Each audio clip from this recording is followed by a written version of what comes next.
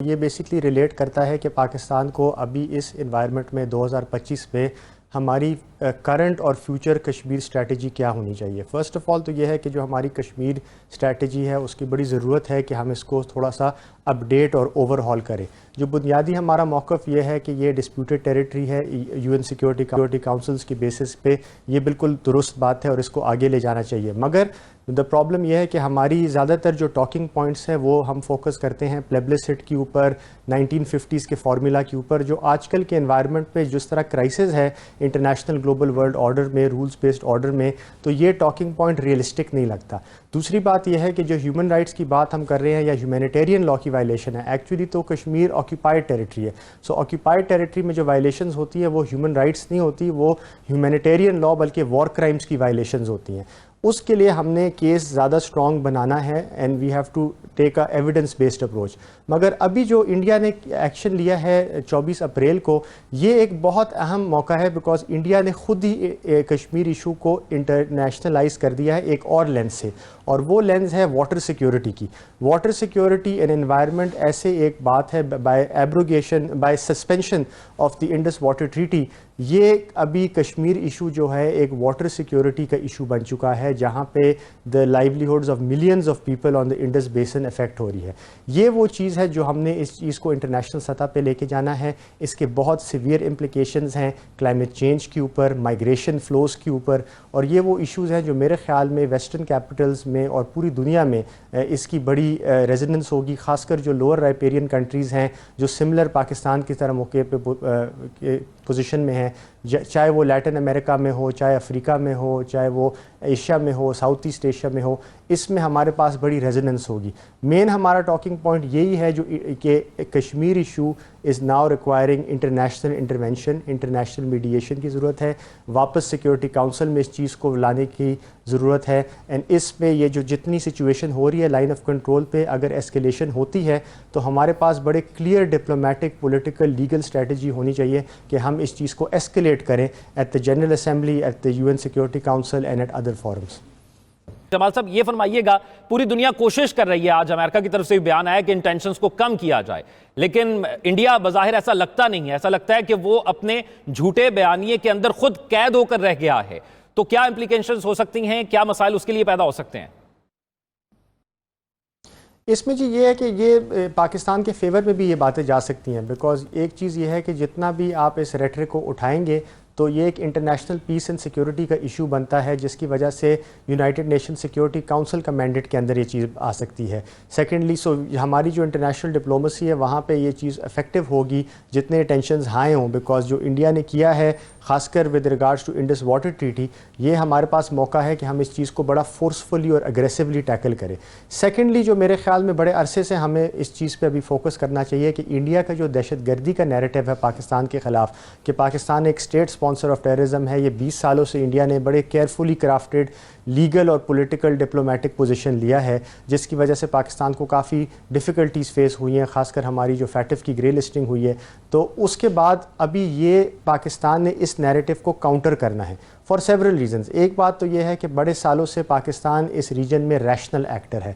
हर action अगर हमने लिया है विज़-वी इंडिया पिछले 10 सालों से अगर आप देखें तो एक रैशनल एक्टर का लिया है, चाहे वो करतारपुर कॉरिडोर हो, चाहे वो ब्राह्मोस मिसाइल इंसिडेंट हो, चाहे वो 2019 बालाकोट स्ट्राइक्स की बात हो, या हमारी फैटिफ से जो वाइट लिस्टिंग हुई है, जो ज़बरदस्त तरीके से हमने सब कुछ कंप्लाइंस की है। So now we are acting as a rational actor. Meanwhile India वो एक डेंजरस रोग एक्टर की तरह एक्ट कर रहा है, not just in the region but globally. It is acting as a hegemon, assassinations कर रहा है फॉरेन सॉइल्स के ऊपर। हमें पता है कि इंडिया ने कितने हमारे सॉइल पे टेररिज्म इंसिडेंट्स किए हैं, whether it is Kulbhushan Yadav की टेस्टिमनी या PC Gwadar attack, model town attack, Islamabad stock exchange attack, Jaffar express में अभी बात आ रही है। तो दीज आर थिंग जो पाकिस्तान ने बड़े एक जॉइंट मैकेनिज़म्स अभी बनाने हैं।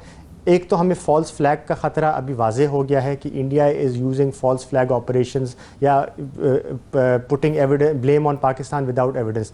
जॉइंट एक इंटरनेशनल मैकेनिज़म्स हमें चाहिए, न्यूट्रल ऑब्जर्वर्स हमें चाहिए, इस तरह के मैकेनिज्म हो जिससे ये टेररिज्म का नैरेटिव इंडिया का once and for all neutralize हो जाए। And for that we now have the technical legal capacity after FATF action plan to do these actions.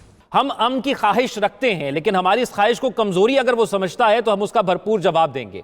अगर खुदा ना खास्ता एक ऐसी सिचुएशन बन जाती है कि वहां से कोई मिस एडवेंचर होता है और फिर हम उसका भरपूर जवाब पहले की तरह देते हैं, तो फिर कितनी हजीमत का सामना करना पड़ेगा भारत को?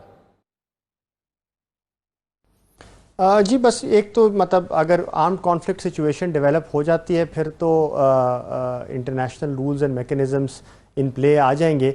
बट ये है कि आजकल ग्लोबल रूल्स बेस्ड ऑर्डर में इतनी अनसर्टेनिटी है, इतना फ्लक्स है कि इंडिया इसी चीज़ को तो एडवांटेज लेना चाह रहा है। अगर इंडिया आपका देखें कि वो इंक्रीजिंगली जो उसके एक्शंस हैं पिछले 7-8 सालों से वो ब्रेजन वायलेशंस हैं। 5 अगस्त 2019 जो उन्होंने किया है एब्रोगेशन ऑफ 370, उसके बाद जो बाकी उन्होंने मिस एडवेंचर्स किए वो इस चीज़ पे काउंट कर रही है कि दुनिया में फ्लक्स है इस वक्त, अकाउंटेबिलिटी का पैरालिसिस है और इसी मौके पे वो अपने स्ट्रेटिजिक एडवांटेजेस लेना चाहती है। तो मिलिट्री एस्पेक्ट पे तो मैं कमेंट नहीं करना चाहूँगा बिकॉज वो मेरे एक्सपर्टीज़ से बाहर रहता है, बट मैं ये ज़रूर कहना चाहूँगा कि इस अपॉर्चुनिटी में, इस तरह के क्राइसिस में हमेशा स्ट्रेटिजिक अपॉर्चुनिटीज़ भी होती हैं और पाकिस्तान को इस चीज़ों को डेफिनेटली देखना चाहिए। ख़ासकर जो मैंने शुरू में मेंशन किया कि internationalisation of the Kashmir dispute, ये एक बहुत इंपॉर्टेंट फैक्टर है बिकॉज 5 अगस्त 2019 के बाद इंडिया का ये पोजीशन है कि ये एक इंटरनल मैटर है कि ये डिस्प्यूट ही नहीं रहा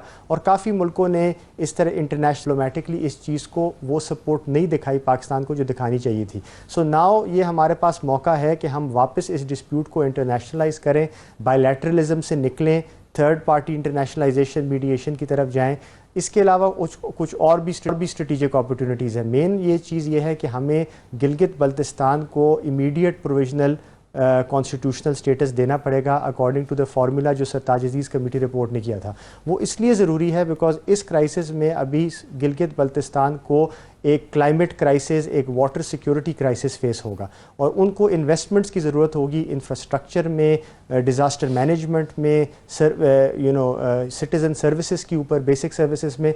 उसके लिए उनको NFC अवार्ड की ज़रूरत होगी, लेजिस्लेटिव कवर की ज़रूरत होगी जो सिर्फ सूबों के पास होती है ये पावर्स। सो इस हवाले से हमें दोनों महाजों पर मुतहरिक होना होगा और हम दोनों महाजों पर बैक वक्त मुतहरिक हो भी चुके हैं। जिस किस्म के राब्ते पाकिस्तान की तरह से सिफारती सतह पर किए गए हैं, तमाम मुल्कों से राब्ता किया गया या तमाम मुल्कों ने हमारे जो जिनके साथ अच्छे ताल्लुकात उन्होंने हमसे राब्ता करके यकीन दहानी कराई है कि वो हमारे साथ हर सिचुएशन में खड़े हैं, ये भी हमारी एक बड़ी कामयाबी। और दूसरा, बॉर्डर पर हमारी एक बड़ी कामयाबी हमारी सिक्योरिटी फोर्सेस की है ही है।